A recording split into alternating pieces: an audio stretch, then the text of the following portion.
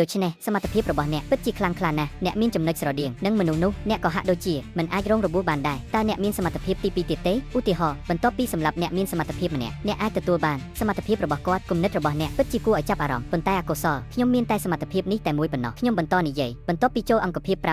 749ដោយសារសមត្ថភាពតែខ្ញុំបានរាយការណ៍មានលក្ខណៈមិនច្បាស់លាស់វាមិនបានតាក់ទាញការយកចិត្តទុកដាក់ច្រើនទេថ្នាក់ដឹកនាំក្នុងអង្គភាពបានវិតម្លៃសមត្ថភាពរបស់ខ្ញុំថាជាសមត្ថភាពជំនួយហើយបានរៀបចំឲ្យខ្ញុំទៅធ្វើការនៅផ្នែកព័ត៌មានសម្ងាត់ដើម្បីដោះស្រាយការងារឯកសារនិងអត្ថបទពេលខ្លះខ្ញុំក៏ត្រូវចេញបំពេញភារកិច្ចខាងក្រៅផងដែរបន្ទាប់ពីជាងលីត្រូវបានចាប់ខ្លួនខ្ញុំបានស្ដារសមត្ថភាពរបស់នាងវិញសមត្ថភាពរបស់នាងត្រូវបានអង្គភាពវិតម្លៃថាជាសមត្ថភាពប្រភេទគំនិតហើយបានតាក់ទាញការចាប់អារម្មណ៍យ៉ាងខ្លាំងបន្ទាប់ពីនាងបញ្ចប់ការកែប្រែពលកម្មអង្គភាពបានទទួលនាងភ្លាមហើយយកនាងធ្វើជាអាវុធសម្ងាត់សម្រាប់បណ្ដោះបណ្ដាលប៉ុន្តែដោយសារសមត្ថភាពរបស់ជាងលីតម្រូវឲ្យមានអ្នកស្រឡាញ់នាងដូច្នេះនាងតែងតែត្រូវបានរៀបចំឲ្យទៅបំពេញភារកិច្ចជាអ្នកស៊ើបការលាក់ខ្លួនបន្ទាប់ពីនោះអស់រយៈពេលយូរណាស់ខ្ញុំមិនបានទទួលដំណឹងអំពីនាងទៀតឡើយក្នុងអំឡុងពេលដែលខ្ញុំធ្វើការនៅផ្នែកព័ត៌មានសម្ងាត់ខ្ញុំចាប់ផ្ដើមសង្កេតឃើញអ្វីមួយមិនប្រក្រតីមនុស្សទាំងអស់នៅក្នុងអង្គភាពគោរពនិងស្ដាប់បង្គាប់ចំពោះប្រធានអង្គភាពគូអានដល់ថ្នាក់អាចនិយាយបានថាគាត់និយាយអ្វីគេធ្វើតាមអ្វីជានិស្សិតមហាវិទ្យាល័យដែលទទួលបានការអប់រំខ្ពស់ខ្ញុំដឹងច្បាស់ណាស់ថាការគោរពបុគ្គលម្នាក់លើសកម្រិតគឺជារឿងមិនសមរម្យប៉ុន្តែក្នុងសង្គមដែលគោរពអ្នកខ្លាំងការគោរពបុគ្គលគឺជារឿងជៀសមិនរួចអ្វីដែលចម្លែកគឺគូអានទោះបីជាមានអំណាចខ្លាំងក៏មិនទាន់ដល់កម្រិតមនុស្សដ៏អស្ចារ្យនោះទេហេតុអ្វីបានជាគាត់ទទួលបានការគោរពដល់ថ្នាក់នេះដោយសំណួរនេះក្នុងចិត្តនៅពេលដែលខ្ញុំបានជួបគូអានខ្ញុំបានយល់ច្បាស់ពីការពិតទាំងអស់នៅចំពោះមុខអ្នកដទៃគូអានតែងតែអះអាងថាសមត្ថភាពរបស់គាត់គឺប្រើកម្លាំងផ្លូវចិត្តដ៏ខ្លាំងដើម្បីវាយប្រហារសត្រូវប៉ុន្តែអ្វីដែលខ្ញុំបានឃើញគឺសមត្ថភាពផ្លូវចិត្តដ៏ខ្លាំងអាចគ្រប់គ្រងចិត្តមនុស្សបាននិយាយឲ្យខ្លីគូអានមានសមត្ថភាពគ្រប់គ្រងផ្លូវចិត្តយ៉ាងខ្លាំងគាត់អាចគ្រប់គ្រងគំនិតនិងអន្តរចិត្តរបស់អ្នកដទៃឲ្យឡើងឬឲ្យធ្លាក់តាមចិត្តគាត់បានគ្រប់គ្រងអ្នកមានសមត្ថភាពទាំងអស់នៅក្នុងអង្គភាព